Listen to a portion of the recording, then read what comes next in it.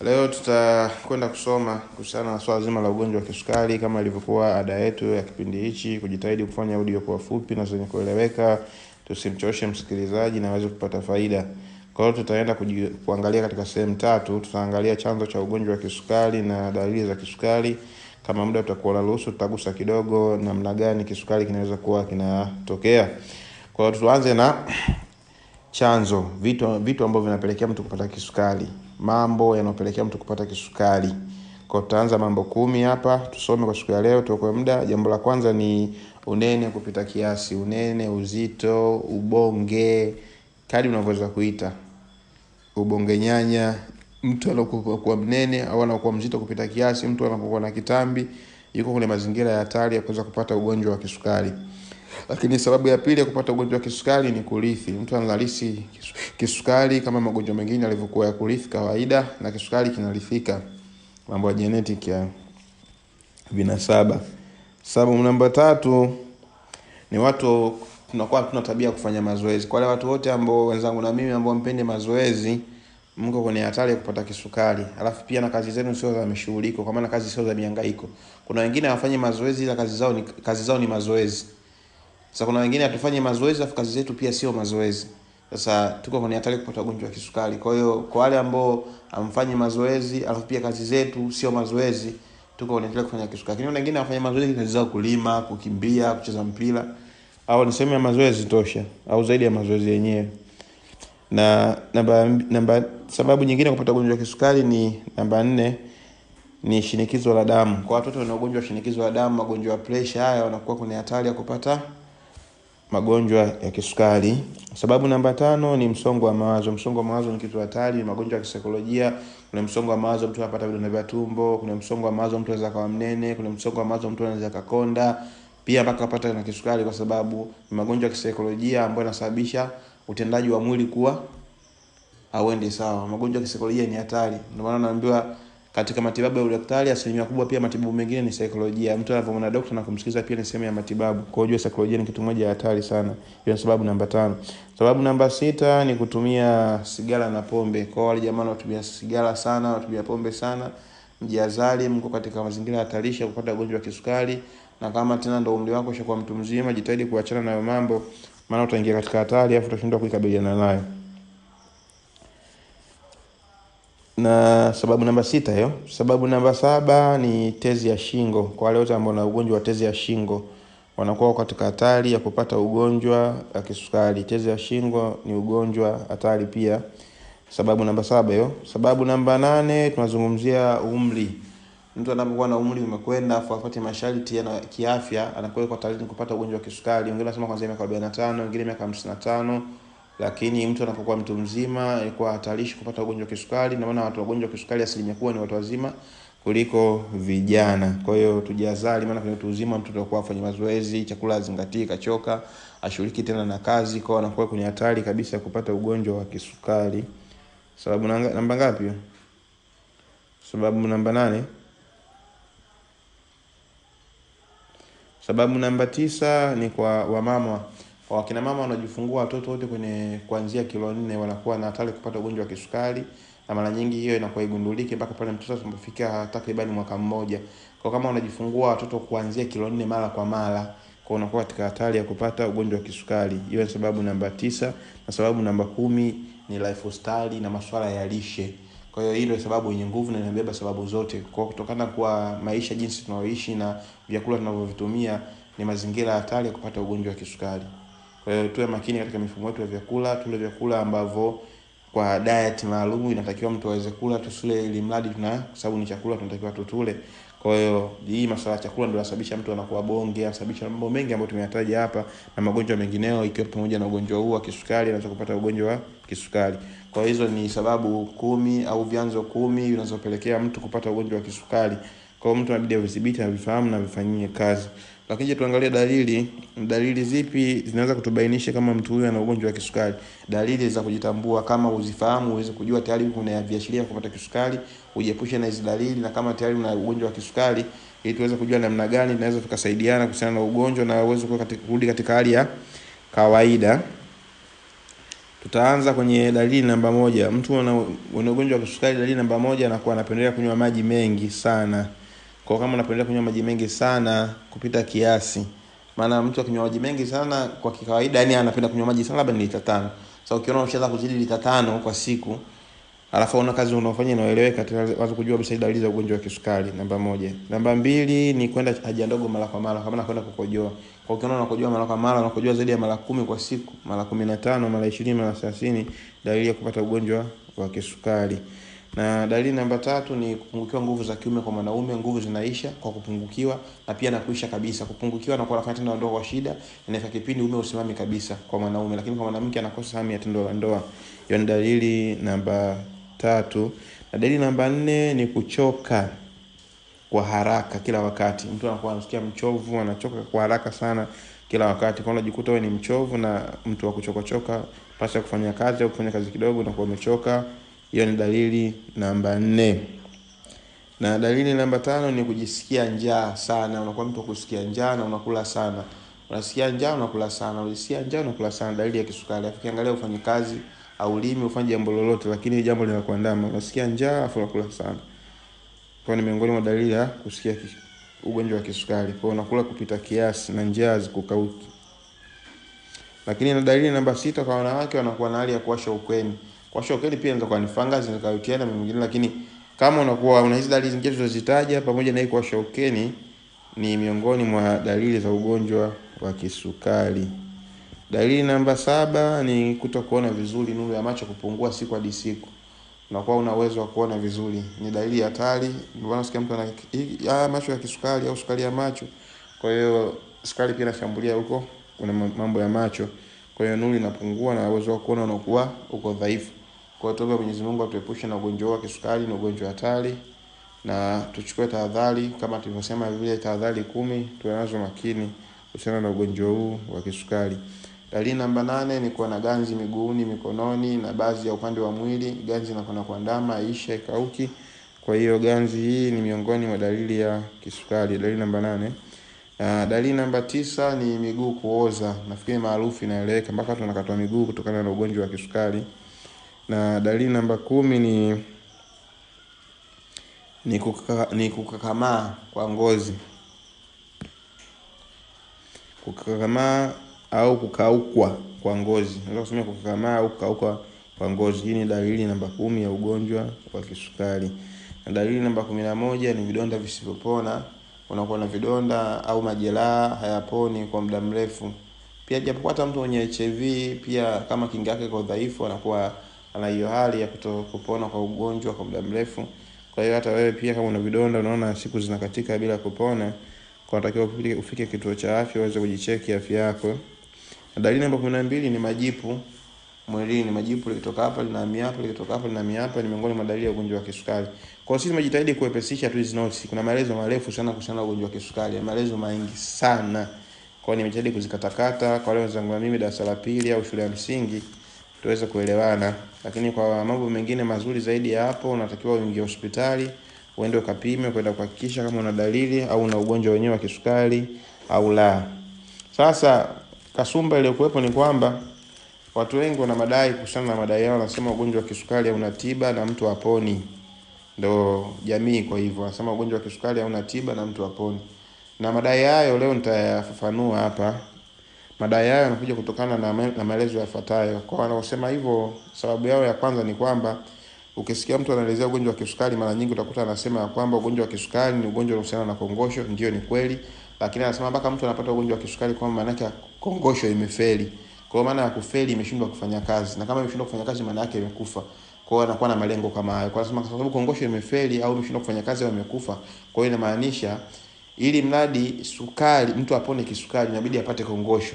Sasa swali, je, dawa yako inaenda kutengeneza kongosho au dawa yako wewe ni kongosho?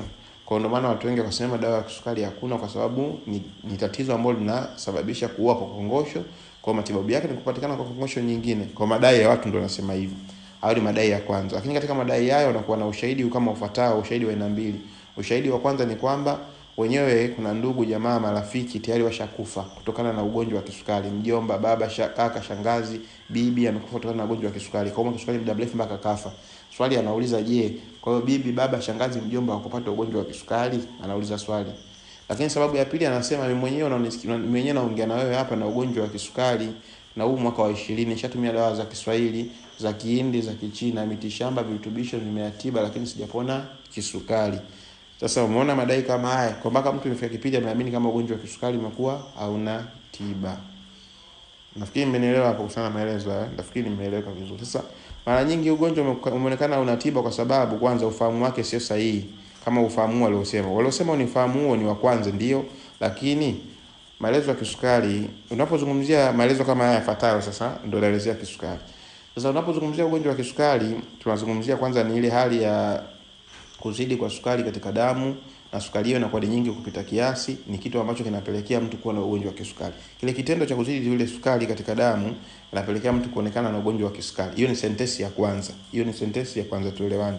Lakini sentensi ya pili inasema kwamba kitendo cha kongosho kushindwa kufanya kazi, kwa kumaanisha kongosho imekufa, pia inapelekea mtu kupata ugonjwa wa kisukari. Kongosho kushindwa kufanya kazi inapelekea kupata ugonjwa wa kisukari, kwa sababu kongosho kushindwa kufanya kazi, ima sukari inaweza kazidi, mtu anakuwa na sukari ya kupanda, kwa kongosho imekuwa ifanyi kazi. Sasa watu wengi wanatumia msimamo huu. Msimamo wa kwanza pia wameuacha, lakini katika msimamo wa pili kuna msimamo wa tatu unasema ni kitendo cha kongosho kufanya kazi lakini kuzalisha insulini ndogo. Msimamo wa kwanza ni kitendo cha kongosho kushindwa kufanya kazi, kwa hiyo kongosho haizalishi insulini. Msimamo wa pili. Lakini msimamo wa tatu ni kongosho inafanya kazi, inazalisha insulini lakini insulini ndogo. Sio hapo ndio nimeeleweka. Msimamo wa kwanza ni kitendo cha sukari kuzidi katika damu. Yaani sukari kwa nyingi katika damu kuliko kawaida, moja. Lakini mbili ni kwamba kitendo cha kongosho kushindwa kufanya kazi, kwa maana ya kwamba kongosho hiyo haizalishi insulini. Huo ni msimamo wa pili. Lakini msimamo wa tatu ni kitendo cha kongosho kuzalisha insulini ndogo ambayo itoshelezi katika mahitaji ya sukari, haitoshelezi katika mahitaji ya mwili katika kubalance nini? Sukari. Nafikiri hapo nitakuwa nimeeleweka vizuri. Hiyo ni msimamo wa pili. Ni msimamo wa tatu. Lakini na msimamo wa nne unasema kwamba ni kitendo cha mwili kushindwa kuitumia insulini. Sasa tunapozungumzia kisukari tunazungumzia mapito ya aina nne. Kuzidiwa kwa sukari kuzidi mwilini katika damu, moja. Lakini mbili, kongosho kushindwa kuzalisha insulini kwa maana ya kufa, mbili. Lakini tatu, kongosho kufanya kazi kuzalisha insulini kidogo, tatu. Lakini nne ni mwili wenyewe kushindwa kutumia insulini. Mwili kushindwa kutumia vichocheo kama hiyo insulini. Kwa hiyo mtu anapozuia mgonjwa wa kisukari, sio kila mgonjwa wa kisukari jamani kongosho yake imekufa, hapana. Kuna wengine wagonjwa wa kisukari mwili ndio hutumia insulini. Kongosho inafanya kazi, inazalisha insulini, lakini mwili wenyewe ndio upokea au ukubali kutumia insulini. Hapo kuna maelezo marefu, lakini kwa muda nitafinya sitoelezea. Lakini na kuna mgonjwa mwingine wa kisukari, kongosho yake ni nzima lakini inazalisha kiwango kidogo cha nini? Inazalisha kiwango kidogo cha insulini. Kwa hiyo wale wana msimamo mmoja jamani, msiende kutafuta dawa hizi, kwanza msikate tamaa. Kwa sababu utegemeana na sukari yako iko kutokana na stage gani. Stage hizi kwa maana sukari ya kupanda na kushuka. Na sukari ya kupanda na kushuka kutokana na hizi sifa nilizozitaja hizi nne. Kwa kulingana na hizi sifa nne, matibabu yanakuwa yako tofauti. Sasa mtu mwingine, kila mtu anaofikiria na ugonjwa wa kisukari, kongosho yangu ishakufa kwa siwezi kupona tena. Kumbe kongosho yako ni nzima, ile isipokuwa tu insulini ndio dogo. Kwa kongosho haizalishi insulini ya kutosha. Au kongosho yako ni nzima inafanya kazi vizuri, lakini mwili tu ndio haupokei nini? Insulini. Nafikiri nitakuwa nimeeleweka Sasa nitatoa maelezo haya kwa kumalizia kulingana na muda, ama dakika zimekwenda kidogo. Ninapozungumzia kidogo, mtu anaposikia neno sukari katika mwili anamaanisha nini, anapo kidogo anashindwa kuelewa. Sukari inaanza, mechanism ziko vipi? Nitagusa kidogo mechanism kwa sisi wa darasa la 4 ili tuweze kuelewana. Ni kwamba inakuwa ni kama ifuatavyo. Tunapokula chakula, tunapokunywa maji, tunapokula matunda, tunapokunywa vinywaji vile pamoja na matunda, tunakula na vyakula vinginevyo. Kwa vile vyakula ndio vinakuwa na sukari mule. Kwa ile sukari tukishakula vile vyakula ndio sukari inapatikana mule katika hivyo vyakula. Na kazi ya sukari katika mwili wetu, sukari inasaidia kuupa mwili nguvu. Unapoona mtu ana nguvu, ana energy, hiyo ni kazi ya sukari. Kwa hiyo inakuwa ni inasaidia kuupa mwili nguvu. Lakini sukari inapokuwa ndani ya mwili katika damu, hiyo sukari inaitwa glucose. Inaitwa nini? Glucose. Na glucose ni aina ya sukari ambayo inatumiwa na chembe au chembe katika mwili. Kwa chembe katika mwili inahitaji glucose ili kuweza kutengeneza nishati. Na glucose ndio sukari ambayo inatokana na vyakula tunavyokula au vinywaji tunavyokunywa. Lakini chembe pia inahitaji insulini ili kuweza kufanya kazi. Mbona mtegemeano unapokuja hapa? Ndio maana nakwambia kongosho na insulin, ndio maana tunagusa leo kongosho. Sasa kongosho ndio inazalisha insulin. Kwa tusikia kongosho ndio inazalisha insulin. Na ile insulin ndio inahitajika na chembe. Leo kidogo nitagusa kidogo kwa elimu kama darasa 7 kidogo ni wafungue watu kichwa kulingana na muda kama utakuwa umetosha. Lakini tunapozungumzia insulin ni nini? Insulin tunazungumzia ni kemikali kwa maana ya homoni inayozalishwa na kongosho. Kwa insulin ni kemikali au homoni inayozalishwa au kutolewa na nini? Na kongosho. Sasa je, kuna uhusiano gani baina ya kongosho, insulin, chembe, ugonjwa wa nyuma, kisukari, mara nishati inakuwa iko vipi? Wewe nyambo hapa kumalizia muda, maana muda kidogo unatukimbia, unatupa mkono. Maelezo ni kama yafuatavyo, ni kwamba kwa mtu yote anapokula chakula na maji, kile chakula na maji umeng'enywa kwa maana uvunjwa.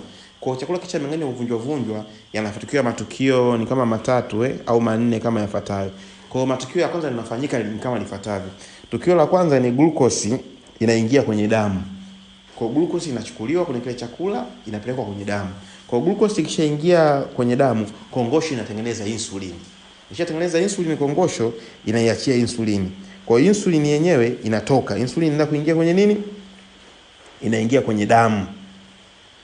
Kwa insulin ikishaingia kwenye damu, kazi ya insulin kuingia kwenye damu inaenda kutoa glucose ambayo tayari ishaingia kwenye damu ambayo ndio sukari na kupeleka glucose hiyo kwenye misuli moja, lakini pia kupeleka glucose hiyo kwenye seli za mafuta 2, lakini kupeleka glucose hiyo kwenye ini 3.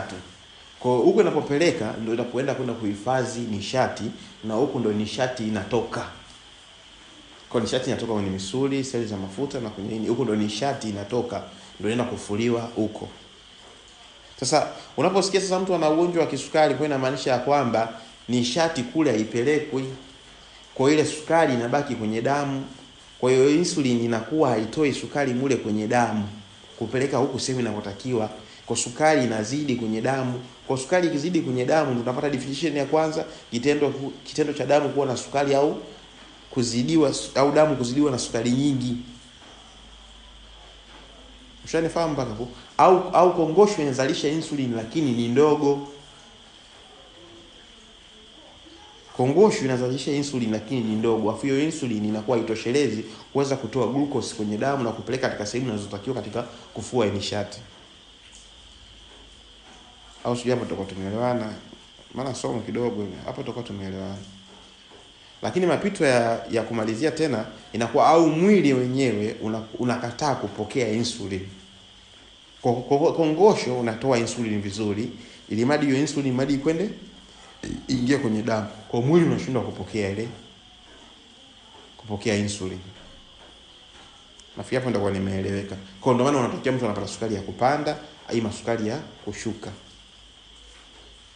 Kwa sababu insulin ndio inaenda kuregulate kiwango cha sukari, ima kuna kupandisha au kushusha baada ya kuwa imetolewa na nini na kongosho. Kwa inapokuwa kuna hitilafu katika ile jambo, kwa inakuwa ile ufanisi unakuwa upo sawa. Kama kongosho itakuwa imeshatoa insulin, afu mwili usipotumia insulin, kwa kile kitendo cha kubalance kupandisha au kushusha kinakuwa hakipo.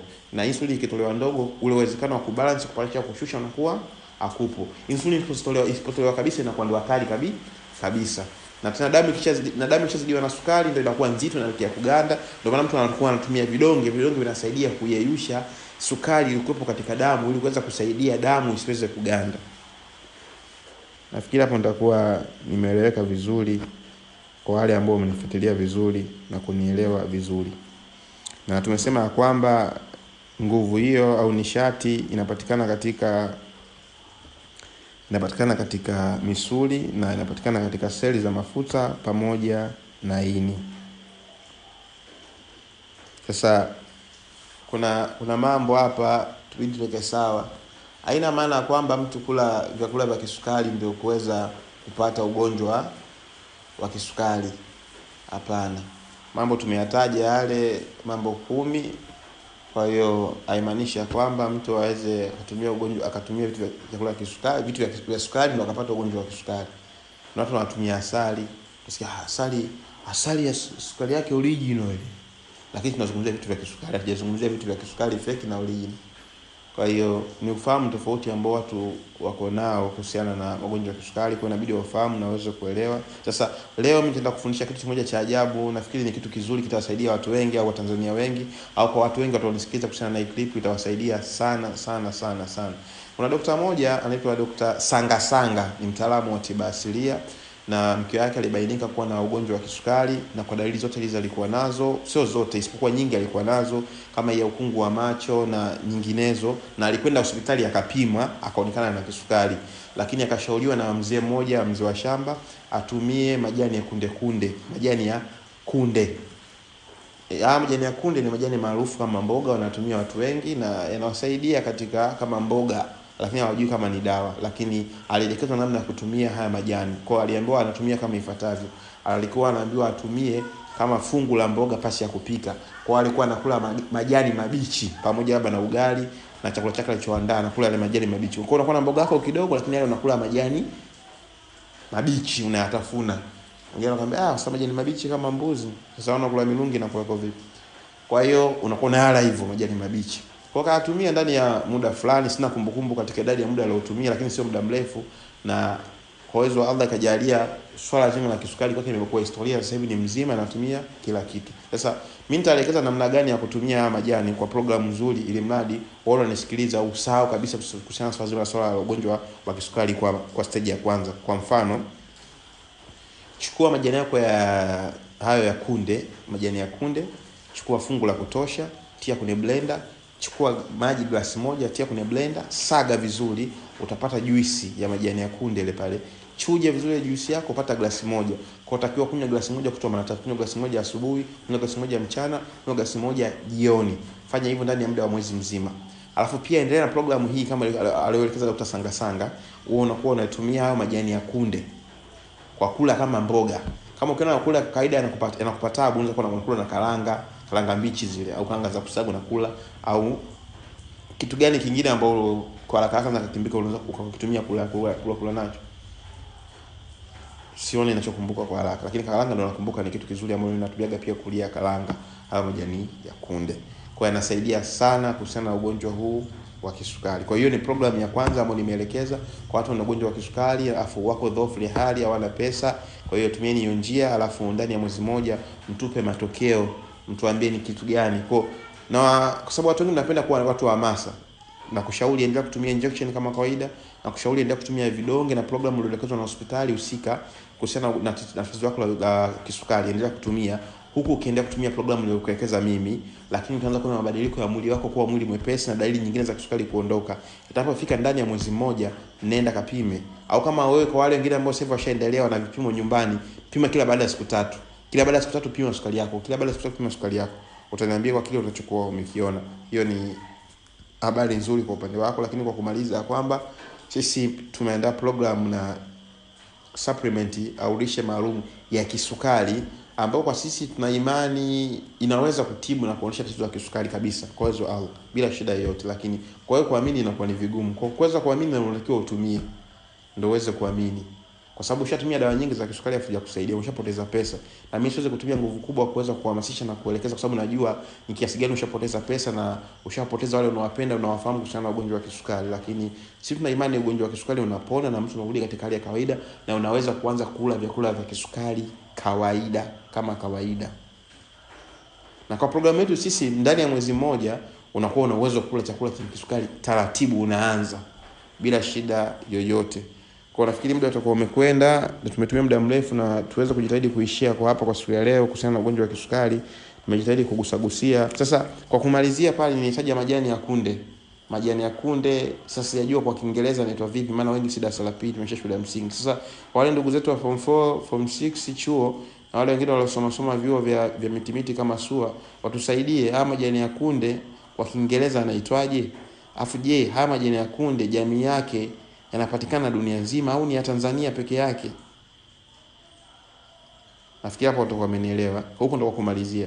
Kwa hiyo ni mimi mzungumzaji, nilikuwa nazungumza Profesa Kashaga katika hii darasa, na washukuru sana kwa kunisikiliza na kutenga muda. Lakini msimamo wetu, tuko na imani kisukari kinapona na unarudi kutumia vyakula vyenye kisukari kama kawaida. Vile vile vitamu ambavyo umevimiss, kwa usikate tamaa, bado kuna opportunity ya kuweza kuendelea kuvitumia, na kushukuru sana na asante sana.